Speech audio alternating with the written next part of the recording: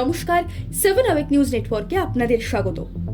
এবার গৃহযুদ্ধ রূপ নিল রাজনৈতিক সন্ত্রাসের।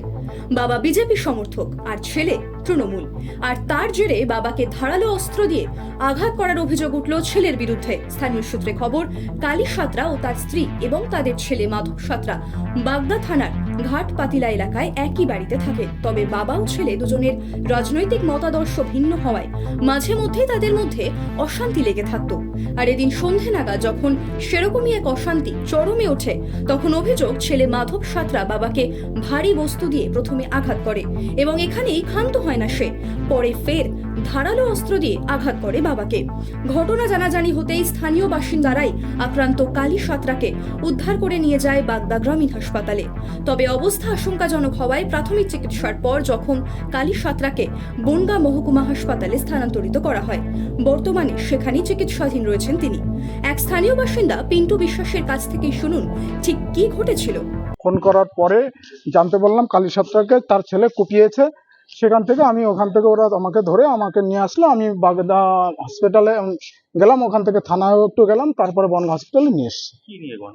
গন্ডগোলটা ওদের পারিবারিক সামান্য একটু আছে, রাজনীতির কারণে খানিকটা ছেলে টিএমসি করে, বাবা বিজেপি করে, সেই হিসাবে গন্ডগোলটা বেশি রকম উস্কানিমূলক গন্ডগোলটা হচ্ছে।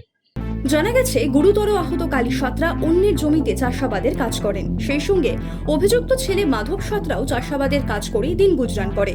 ছেলের হাতে বাবার আক্রান্ত হওয়ার ঘটনায় তৃণমূলকে এক হাত নিয়েছেন বিজেপির বনগাঁ সাংগঠনিক জেলা সভাপতি দেবদাস মণ্ডল।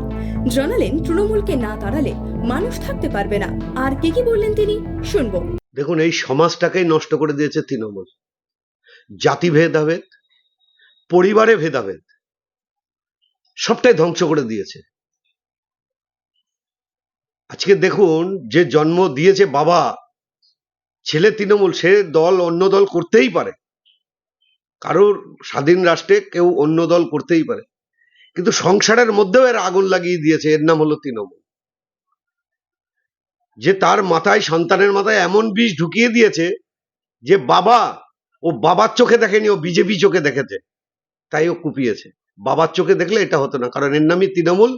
সংসারে ভেদাভেদ, স্বামী স্ত্রীতে ভেদাভেদ, রাস্তাঘাটে ভেদাভেদ, সমাজে ভেদাভেদ, পাড়ায় ভেদাভেদ এবং জাতিগত ভেদাভেদ এই তৃণমূল করেছে। এই তৃণমূলকে তাড়াতে হবে, নাহলে এরপরে এই বাংলায় মনে হয় না আর মানুষ থাকতে পারে। অন্যদিকে তৃণমূল শিবির এই ঘটনাকে কিন্তু নেহাতি পারিবারিক অশান্তি হিসেবেই দেখছে। তাই প্রাক্তন বিধায়ক তথা তৃণমূল নেতা বিশ্বজিৎ দাস বললেন, এ ঘটনায় অযথা রাজনৈতিক রং লাগানোর চেষ্টা চলছে।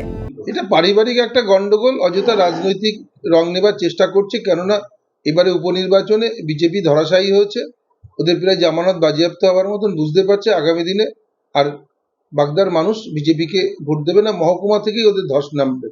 অতএব সেই জন্য নানা রকম চক্রান্ত করছে, সন্দেশখালীর মতন চেষ্টা করছে নানা রকম ভাবে কমপ্লেন করে হেয় করবার জন্য। এতে কোনো কাজ হবে না, মানুষ ঠিক বুঝেছে। তাই বঙ্গ রাজনীতির রঙ্গমঞ্চে এই গৃহযুদ্ধ যে ফের নতুন ইস্যুতে তৃণমূল বিজেপি বাগযুদ্ধের জন্ম দিল, সে কথা বলাই বাহুল্য। বাগদা থেকে শান্তনু বিশ্বাসের রিপোর্ট, 7 আওয়াক নিউজ নেটওয়ার্ক। আরও বিভিন্ন খবরের আপডেট জানতে হলে 7 আওয়াক নিউজ চ্যানেলটিকে সাবস্ক্রাইব করতে ভুলবেন না, কারণ আপনাদের একটা সাবস্ক্রিপশন আমাদের কাছে অত্যন্ত মূল্যবান। জয় হিন্দ।